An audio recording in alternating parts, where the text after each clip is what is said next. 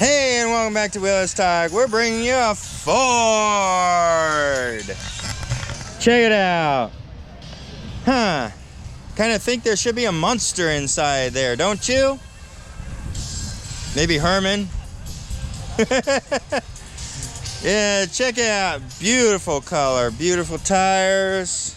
Ooh, what's that? It says V8 on it. Look at that. Small trunk, but I bet you could put a lot in there. Wind blowing through your hair. Look at that upholstery. The gauges. Baby, you're the greatest. Oh, wow, look at that. Even got a book in there, 1923 Ford. Probably tells you everything that's been done and pictures of how it's been fixed and everything. Well, if you actually really like this, check this out. The guy actually has it for sale. It's Bill. 23T bucket.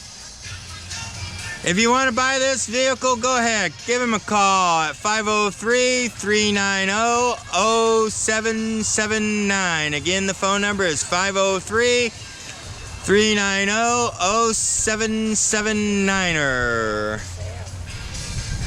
If you like it, if you want it, hey, you can get it. You can be your own.